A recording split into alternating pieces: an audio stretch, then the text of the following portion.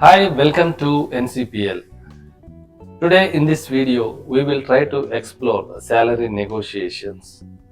So, hi Ram, can you explain some tips with your expertise because you come across many situations, you given the mentoring to so many people.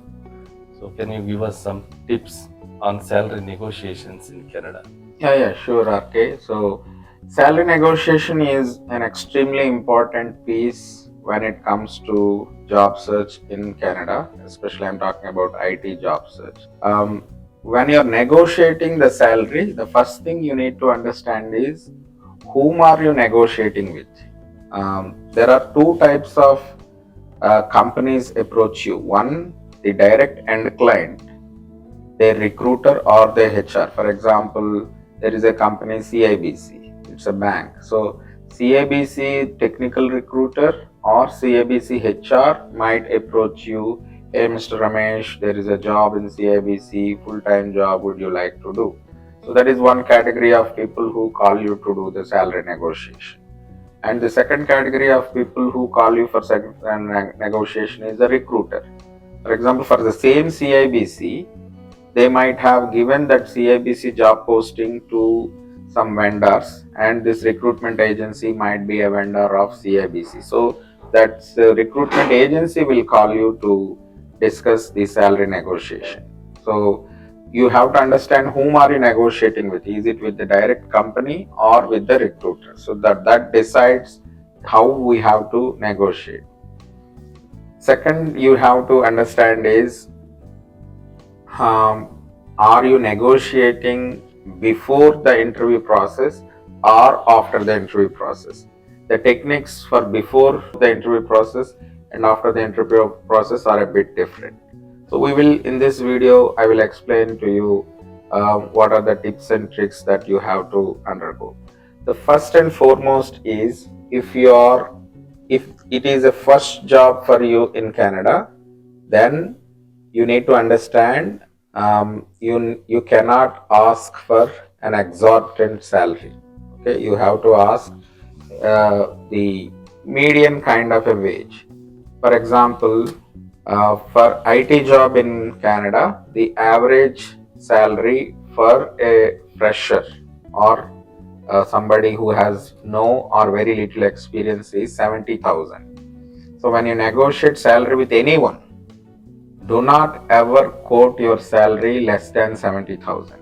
Okay, if you quote the salary less than 70,000, they can easily make out that you are very desperate to get a job, and that will spoil the entire scene. If they feel that you are desperate to get a job, then they might consider you as a non-serious candidate because they want somebody who is interested to do the job than somebody who is desperate to do the job. And when you are starting the job search itself, you have to decide for a full-time job how much is the salary that is in the industry and how much is the hourly rate that is in the industry for a contract job. So have that preparation. You can do Google some sites and you will know. You can go to Glassdoor, you will know. So that research is utmost important. And then you fix up what salary you should ask for full-time job and what hourly rate you should ask for a contract job. If you're already experienced, then you might be getting some salary already and you might be getting some hourly rate already if it is a contract job.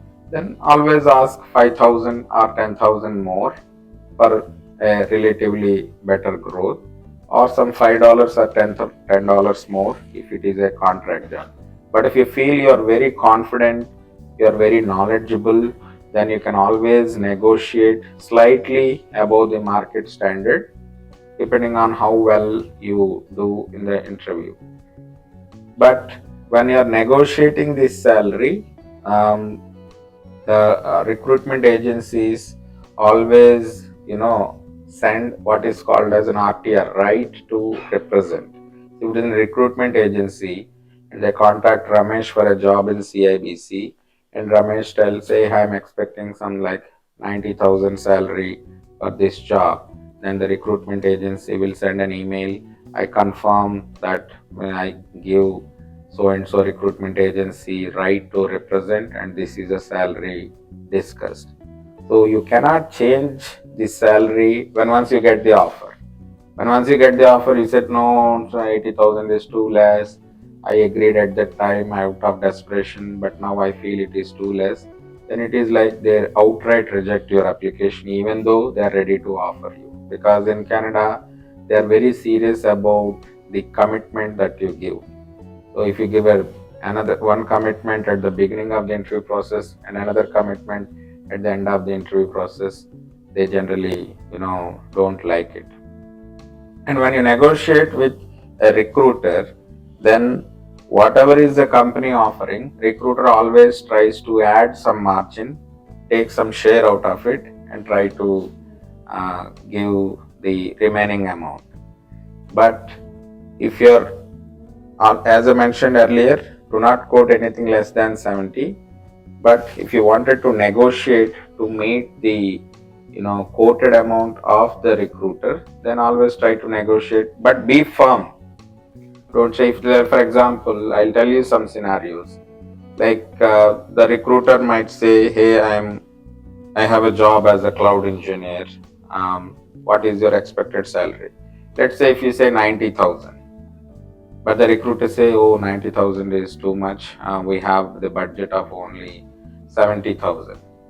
Okay, then if you immediately agree for 70,000, then it's a red flag, because the recruiter thinks from 90,000 you came down to 70,000, meaning something fishy.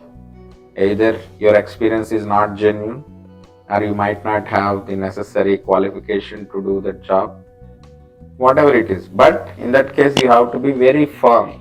No, sorry, I can't do 70,000. It is too less for my experience or for my skill set. The best I can do is maybe like 5,000 lesser than the quoted amount. Maybe I can do it for 85,000. Then the recruiter thinks you are really serious and you are talking with stuff and you are quite genuine. Remember, recruiters are well trained to identify who is a fake candidate and who is a genuine candidate, and salary negotiation is one area where they try to catch hold of you if you are really genuine or fake. And another care you have to take is when you are trying to negotiate the salary, always you dictate the shot. Do not have the recruiter decide what is the rate. If at all a case occurs where the recruiter tells outright the price or the salary, then you can either say it is possible or not possible for you, depending on whether you're experienced or fresher. One mistake many people do is, if they are doing the job search, let's say case one, a candidate is very experienced, 5 years of experience as a cloud engineer, and he is searching for the job. And let's say he is worth 100K, but his job search is getting delayed. So what he will try to do, because he is becoming so desperate, he will try to get the job or agree to whatever salary or the rate the company tries to offer. We cannot show that kind of a desperation. We should always, quoting a lesser salary or lesser hourly rate doesn't necessarily mean you can go to the next level of the interview process. That is a myth. Just because you quoted less doesn't mean they will try to accept you and try to set up the interview. No, they will always use this salary negotiation to see whether you are serious, genuine, or fake, and then go to the next level. So, whom we are negotiating is main important, and standing on our words and commitment is the second main important thing. And being firm, being confident, not showing the desperation Correct. is another key. Yeah.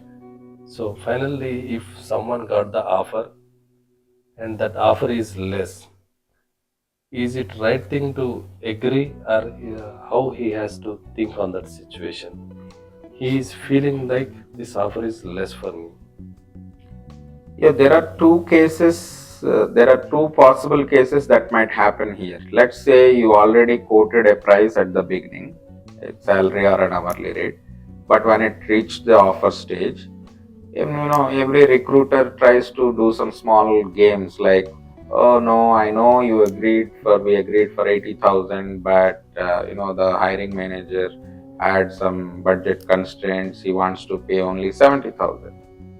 They always try to play this game because they wanted to get best deal. So in such case, again, you have to be firm. I have proceeded forward with the interview process, assuming that you will pay me 80,000, but changing it in last minute is not going to be working out for me, so I can't agree. You have to be firm, but mistakes people do is, oh, if I don't agree for this 70,000, I might lose this offer.